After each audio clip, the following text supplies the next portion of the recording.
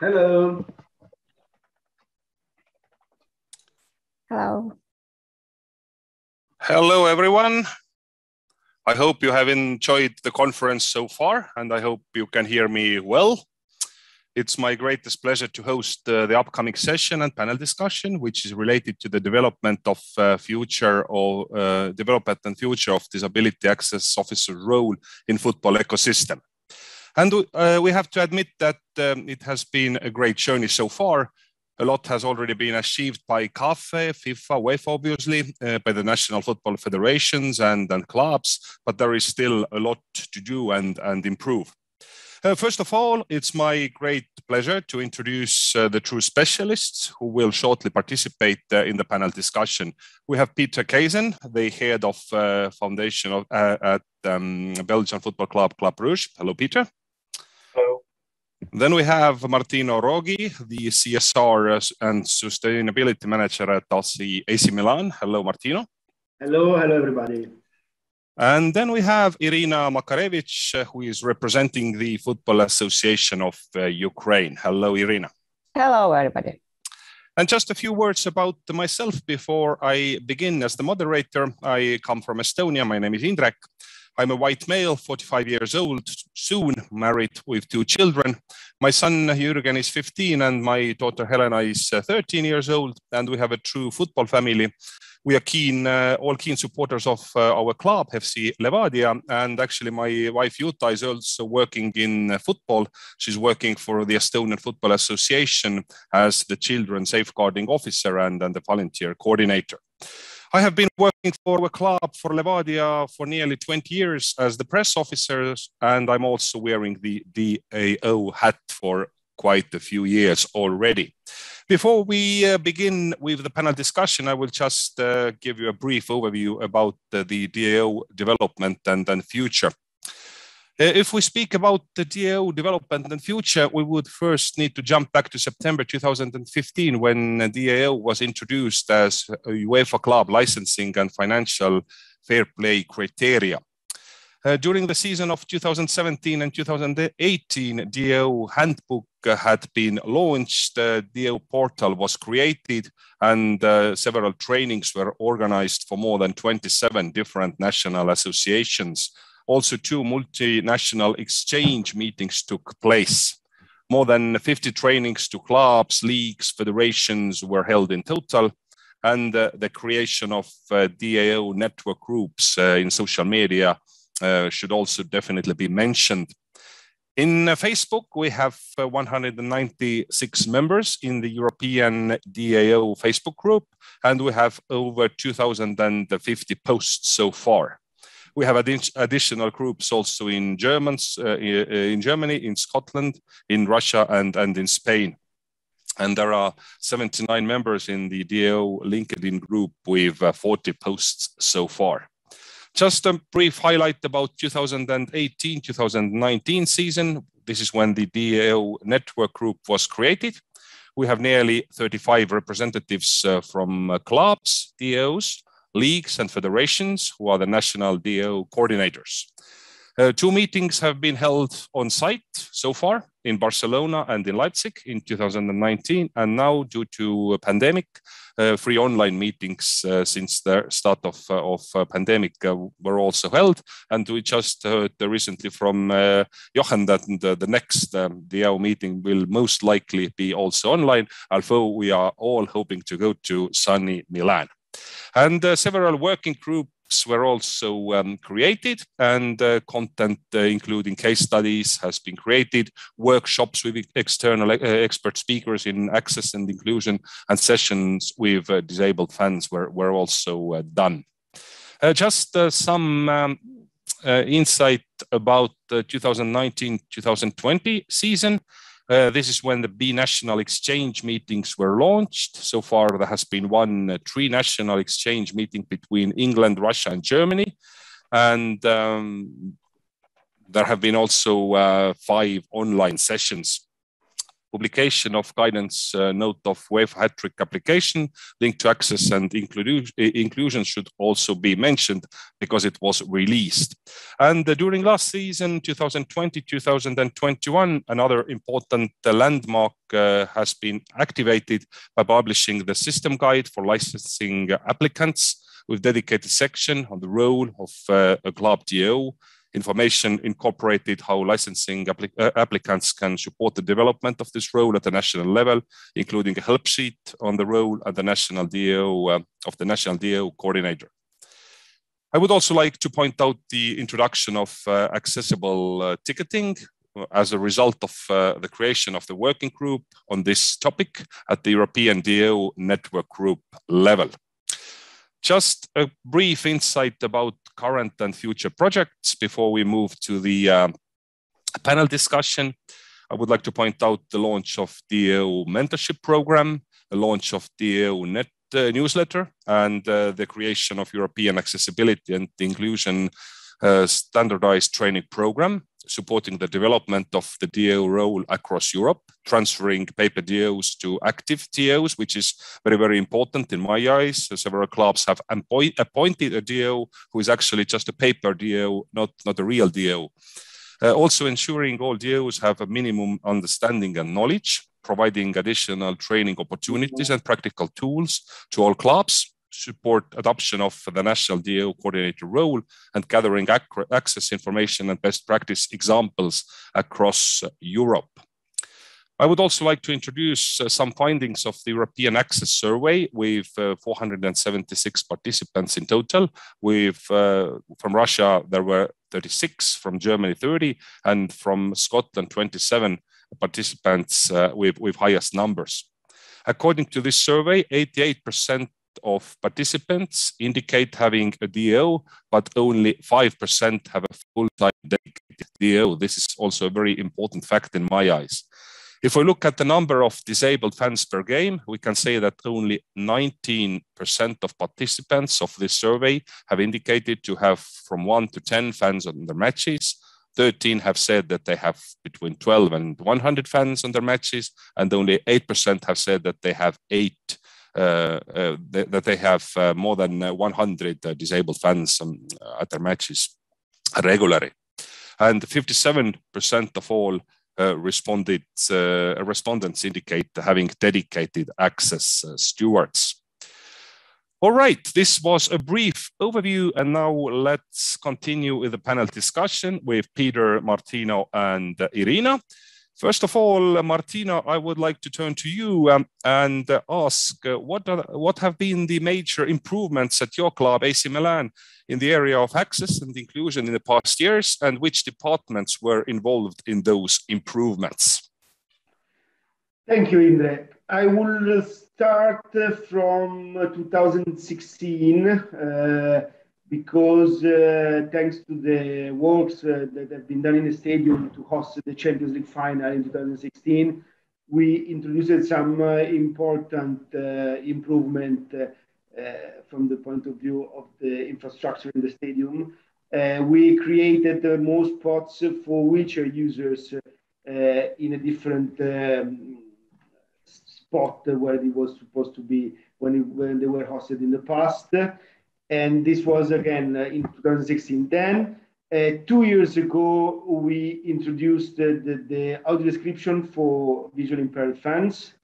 And it was a long process we developed together with some very serious institutions that take care of accessibility for blind people. And this lasted 6 months just to define where to host them in the stadium and what was the best solution.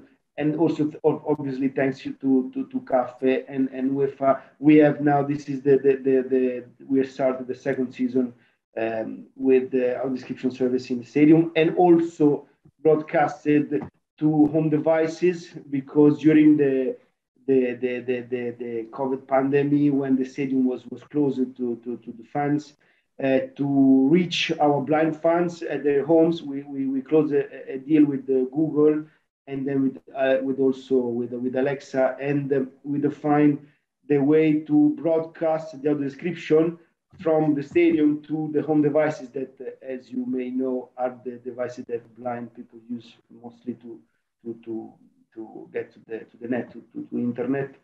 And so we have the audio description in the stadium for 20 fans every match. And then we are broadcasted also on the web, on the website of AC Milan.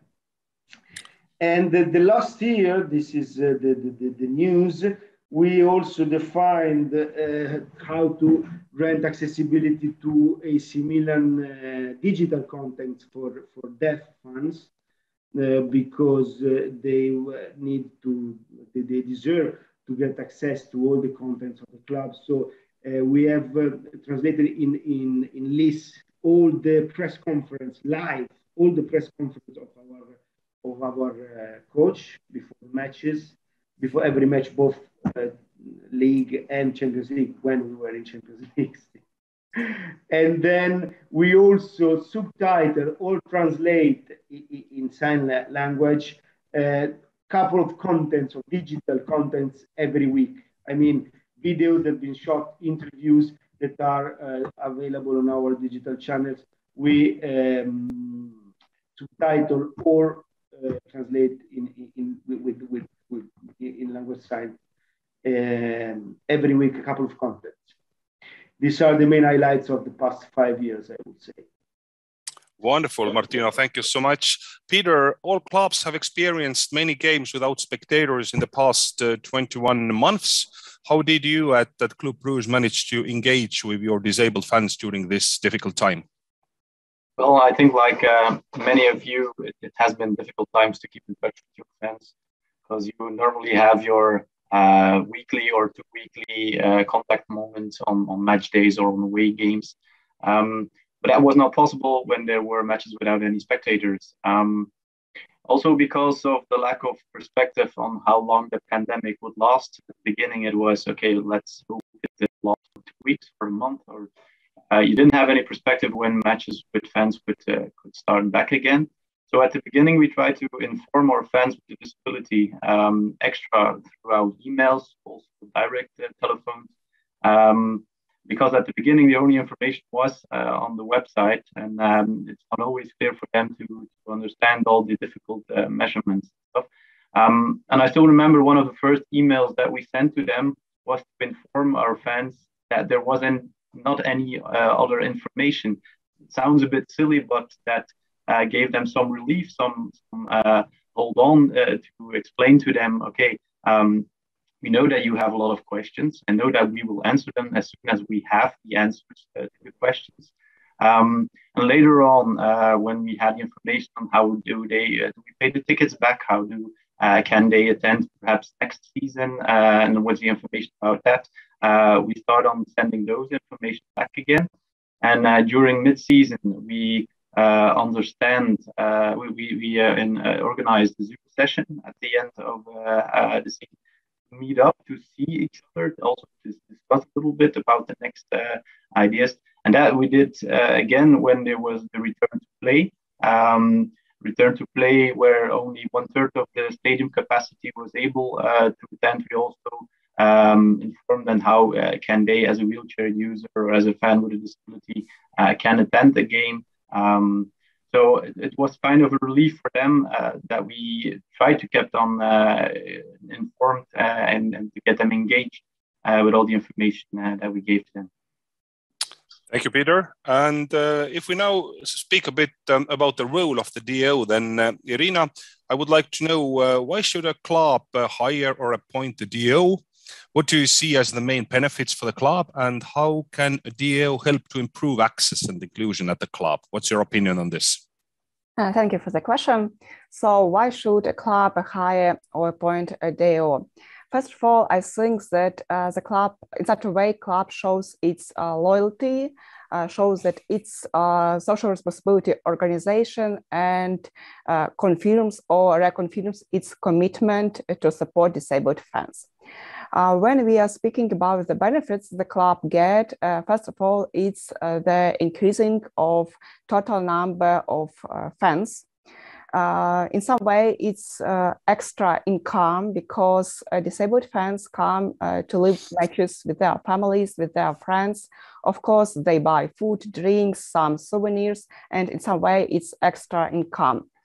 The second reason is that the dedicated employee, he or she focus his work on the development of accessibility and inclusion. For example, in Ukraine, we have less than 3 million of disabled persons, and it is 6.4% of total population of our country. But when we are speaking about the disabled fans who are attending the matches, the figures are really smaller, not so big. For example, we have such clubs as Alexandria or Warsaw. Their matches are attended by maybe 5 disabled fans. But when we speak about the club Metalist, it's from second division. So these matches are attended by about 100 disabled fans. And when it is a top match, it is visited by 200 disabled fans. And it really shows why the disability access officer must be hired. She devotes all her time to the development of accessibility and involving more disabled fans to attend the matches. And how can disability access officer improve the access and inclusion? First of all, I think that there must be education. It is self-education, it's participating in different trainings, exchange of experience, of successful examples. Secondly, it is study the audience. So the disability access officer must study the audience, the requirements of different of people with different types of disabilities. Then cooperation. It's within the club and with different NGOs, state organizations, stewards, and so on. And besides, I think that DAO must develop some plan, some steps, detailed steps. This week, I had a great chance to participate in an offline meeting of UNICEF, and the ambassador of UNICEF in inclusion and accessibility, he is from Germany. He said very nice thought that we can't speak about the inclusion when our environment is not accessible. So first of all, I think the DAO has to make some plan with detailed steps, how he see the future, and it will be easier to move on. Thank you so much. Thank you so much, Iryna, for your overview. If we now move on to the review of the past years, then Peter, how do you see the development of the DAO role across Europe in the past years, and what were the major successes, and what are the major issues still? Well, I think we all, as a role of the DAO, has seen that there's a growing interest in the fact that there is something within a football club or within a football league that supports the accessibility in football, who's the big locomotive of the train. But there's still much work to be done. Like yesterday morning, we had a meeting with all the CSR responsibles, the CSR managers of professional Belgian football teams. And we also talked about the role and the recognition of DAO on home games and also away games. And there still were some colleagues in professional football who didn't know if there were any fans in the wheelchair or fans with a disability who attended away games. And those should be the people who are the front runner who make sure that all football clubs invest in accessibility. So we have grown the importance of the accessibility, and the role of the DAO inside a football club has grown. But I'll still believe there's a lot of work to be done. It's sometimes very voluntarily. People just sign off the paper just to make sure that they are okay with regulations. but they don't see the importance, or the relevance, or the good things they can be done. And for us, it's at our football club, one of the major successes that the implementation of the role of a DAO, which is also my role within the football club, it has made it a logical point, a logical part of the organization, where it's not only my job, but the job of the entire football club, the responsibility of the entire football club, to make sure that issue on accessibility is something not only for the DAO, but for the entire football club. So that's kind of a culture you have to implement within your football club to make sure that everybody understands not only the role of the DAO, but also the role of accessibility for every fan inside the football. Thank you, Peter. Thank you, Peter, for this thought. Iryna, if I may now switch to you, what do you think, what is hindering or impeding the DAO development on a European level? I think that maybe the first reason is money, costs. The clubs don't have sufficient costs to make some changes to infrastructure, to hire dedicated employees. That's why disability access officers, they multiply several roles, and they can change every year this position. Different people can be on this position, and maybe some lack of education. That's why now, together with CAFE, we conduct different trainings, workshops for our clubs to show what does the disability access officer role means, how they can improve and develop the accessibility and inclusion. Thank you so much. Also, Iryna, if we now speak about the European Access Survey, which I shortly presented before, and then speak about part-time DAOs, then the European Access Survey has shown that in the vast majority of clubs, DAOs occupy also multiple other roles, including myself, actually. What can be done to improve the standing of the DAO role and to encourage more clubs to employ dedicated DAOs? Thank you. Even I multiply several roles. I am social responsibility manager, I am a disability access officer, and child safeguarding focal point. In our clubs, very often SLO, security officers, even a driver or accountant is a disability access officer. Of course, for example, when an accountant takes this role, occupies this role, for him or her, the priority is to work with documents and not so much time for development of accessibility. How can we encourage? I think that first of all, board or management of the club must understand all the benefits the club get when they have this dedicated role.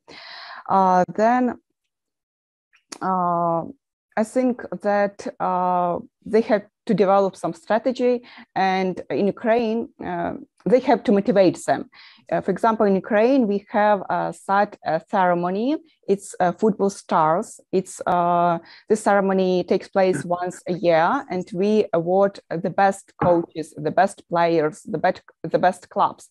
I think that it would be great to think about to have some special award for a club or for disability access officer, and it will motivate, I think, DAOs and clubs.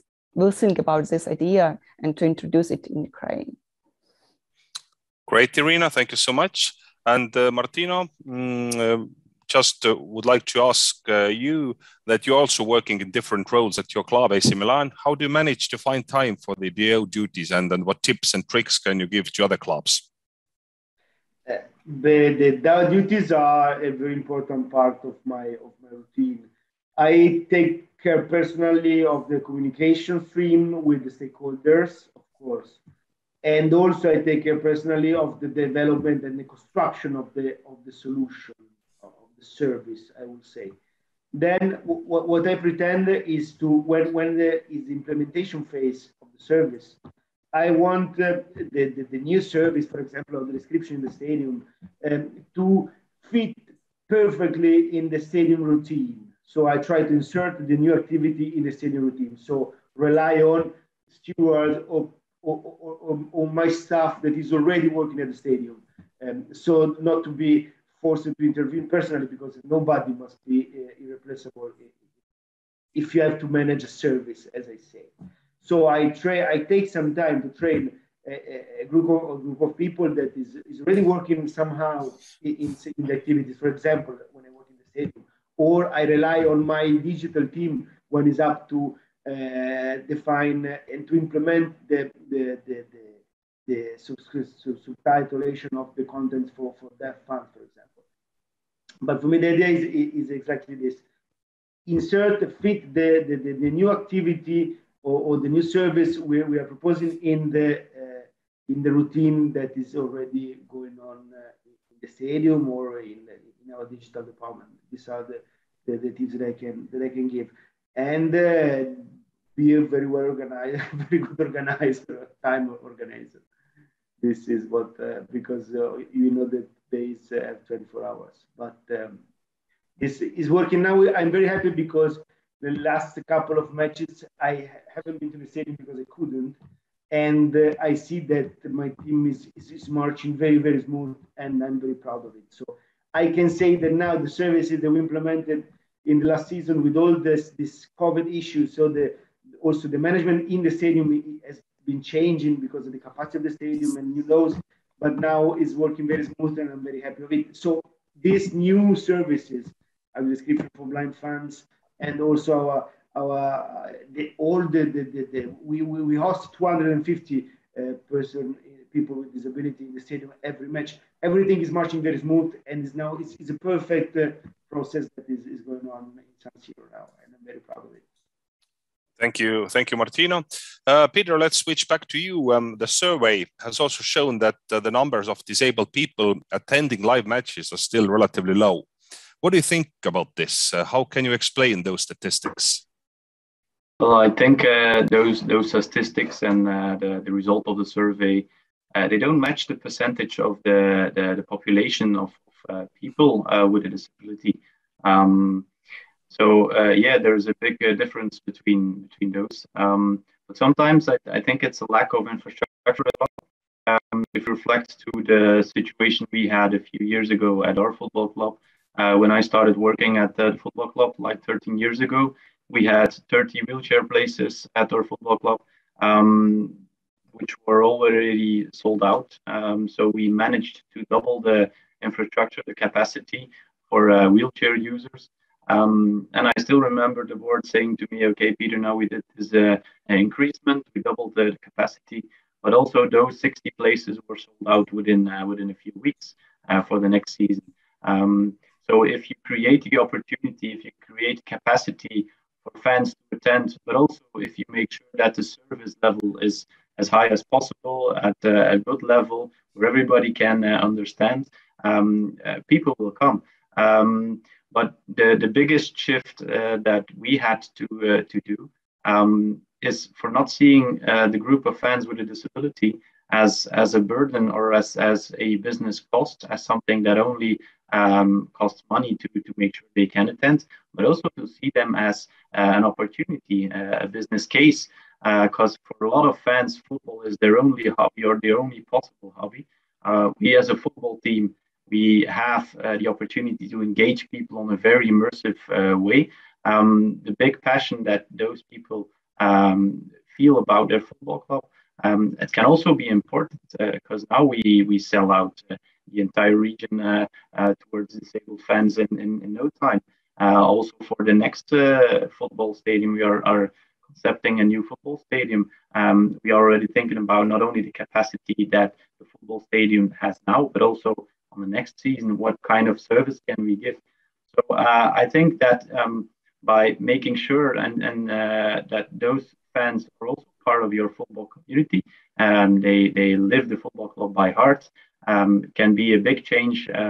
Then not only seeing them as something just left to the side. No, making them part of the football community can be a big step for a lot of clubs to see them as a part of their football family.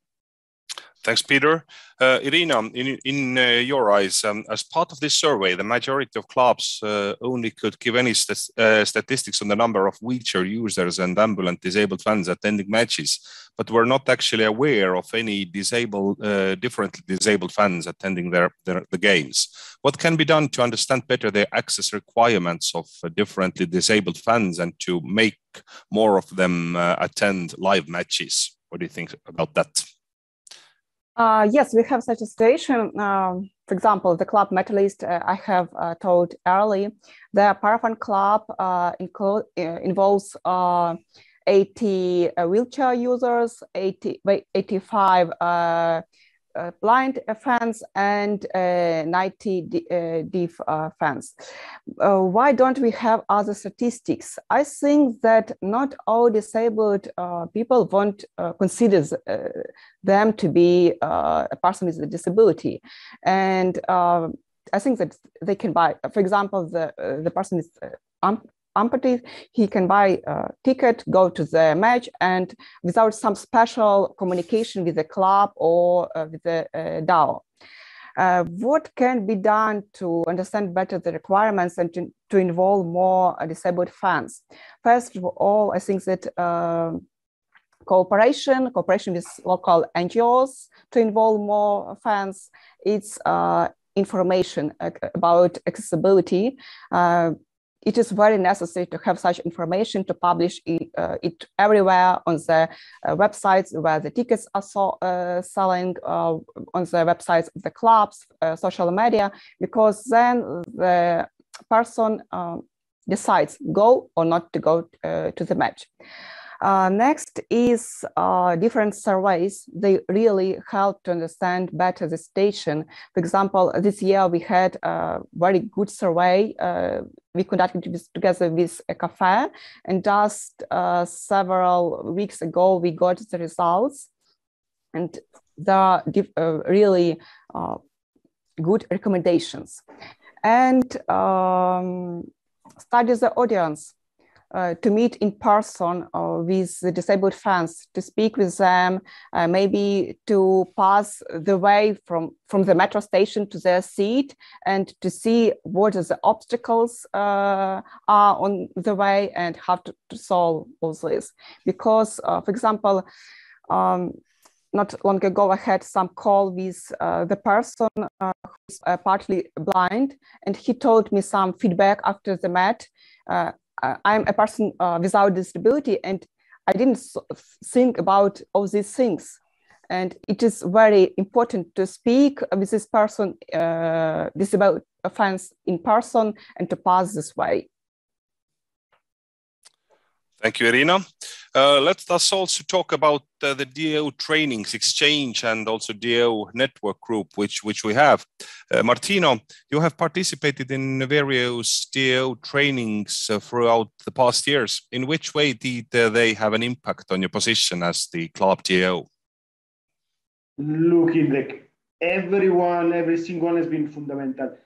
You know, I am pretty new compared to in the role, compared to other colleagues, so that have more seniority than me in that role. So I've been really trying to get everything I could from every single second I spent with them, and I've been learning a lot. If I can say one thing that really always in my mind is when I work in the stadium is the role of the steward, and the role and the importance of the information for disabled fans. So I thought it was in a superficial way, but now I know how it's important to train properly the steward to give all the information needed by the person that has with disability the access to the stadium. And I think this is one of the first and most important thing that I learned. And then what can I say? Every activity every service we implemented in the past years have been implemented thanks also to your consultancy, to CAFE consultancy. We've been discussing with Jochen, with your professionals, the training for audio description. Every journalist, every audio descriptor, every professional that start doing this service for us. And now we have I think 10 guys, 10 professionals. They do the description and they rotate during the matches. Everyone did the training through CAFE. So I mean, is absolutely fundamental for every single aspect of accessibility for us. And we can't thanks enough CAFE for the work it's been done in the last year for us. Thank you, Martino. Iryna, you have started working on the topic of access and inclusion in summer of 2020. What has helped you in your learning process? First of all, I was given a DAO handbook. I was given Ukrainian regulations on club licensing. It helped me, but most of all the regular meetings with CAFE, DAO project manager, participation in different trainings influenced me the most of all. And the last survey, it helped me to understand its recommendations, also helped me to understand how to develop and how to move on. Thank you, Iryna. And Peter, what are your thoughts of creation of European accessibility and inclusion standardized training program? Well, I think it's a very good thing because if you see at other functions within a football club, like a youth responsible or a security officer or someone responsible for the accounting, they also need to have a kind of training. They have to have a kind of certification. Perhaps that's the next step. Instead of only training, also provide some certification to make it legit, to make it sure. Because like the same thing, like you have a driver's license. Perhaps without a driver's license, you can drive a car, but you will do it better if you have the training, if you have the course to have better skills to do your job even better for an internal use.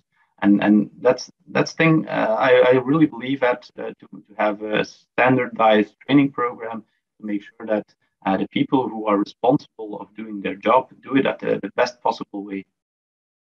Thanks, Peter. And now if we wrap up with some wishes for the future and recommendations to the participants of this conference, Martino, in addition to the various networking opportunities, the European Accessibility and Inclusion Standardized Training Program, CAFE just launched also a DAO mentorship program and a DAO newsletter. What other support by UEFA or by CAFE and also by your league federation could be helpful for your club? What do you see? Well, especially if I think about UEFA and CAFE, I need constant update regarding the state of their solutions when we talk about accessibility. So we need to be updated constantly. I want to be able to offer to my fans the best solutions. And I need, especially when we go on technical, I need to be updated and to have more information regarding what solution to offer the best service to every category of fan. This is what I expect from CAFE and UEFA in the next years. Thank you. Iryna, what are your wishes for the future concerning the development of the DAO role, both on the club and the European level? First of all, it's great that CAFE has such great new programs, possibilities, and I think that we'll listen to all recommendations and what our wishes to make our clubs to motivate to and to hire dedicated disability access officers. Will continue to conduct different trainings together with CAFE. Next year we want to motivate all our clubs to publish the accessibility information on their websites, to work with other websites, to work with the website where the tickets are sold, to make this ticketing policy more clear. And we are thinking about the idea of creation, development of all Ukrainian disability associations of disabled friends. Great. And Peter, what recommendations can you give to other clubs who are reflecting on appointing an active DAO instead of a paper one?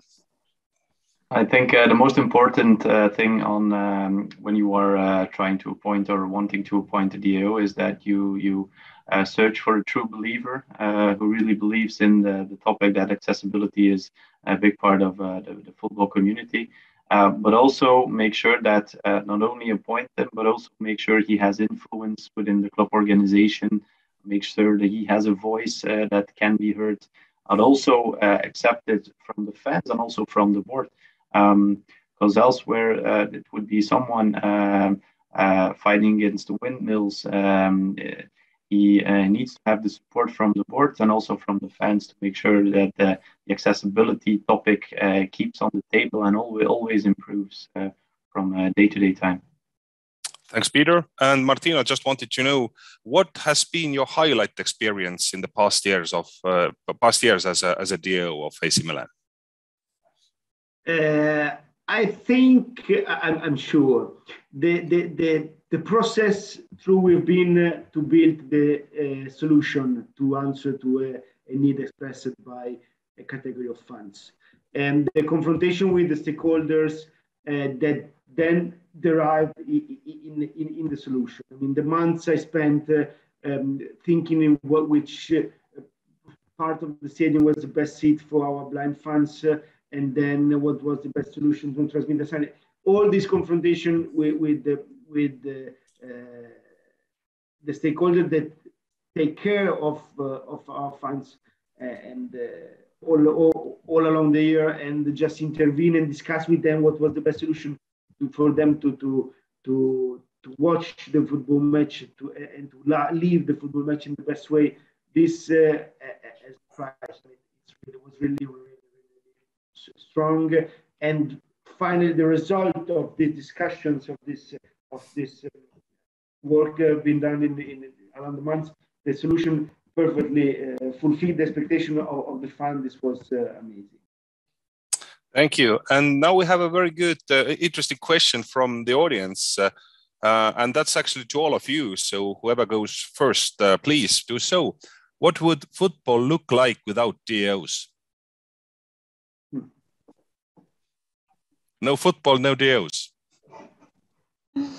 I think has been done a lot. No. I mean, what will be without cafe? I would say, because then I've been learning a lot, and I think I think that as for the CSR manager, in ideal world doesn't exist the CSR manager, because CSR procedures are implemented in the everyday life of the company. So in the ideal world, the DAO should exist, because you should offer services for disabled funds without needing a specified feature like this. This is my idea. Peter, Iryna, would you like to add something from your side? I fully agree with Martin. Yeah, I think that the fact that there is a now appointed person makes it more standardized and legit, but it should not be the sole responsibility of someone who is appointed or who signs off the letter. It should be something the entire football club relates to. But as we've seen from previous activities, it's good to have someone as a front runner to help the football club in that sometimes difficult topic as well. One more thing, actually. What can European clubs and also CAFE do in order to promote and popularize DAO and disabled access outside Europe, to take it to Africa, to South America, to North America, Asia? Well, I think we yesterday we had a presentation of also the European or the World Cup activities in Qatar, where they are all building new football stadiums on accessibility. So I think the knowledge of the DAO network or the things that CAFE are doing are far beyond just what European football is about. It already has an international approach. Any other thoughts on this? No, of course. As Peter said, we go beyond UEFA, maybe go through FIFA and the other national federations, like CONCACAF, go through them. All right. Thank you so much, Iryna, Peter, and Marco for the and Martino, sorry, for this conversation. And I hope it was really, really fruitful for all participants of this conference. So I encourage all of you to continue the great work, promote the DAO role internally and externally, and exchange with your peers to together improve access and inclusion. And actually, this was the last session. I will now hand over to Joanne and Mark to share their call to action and to close the conference officially. Thank you so much. Suur aitäh. Thanks a lot. Bye-bye. Bye.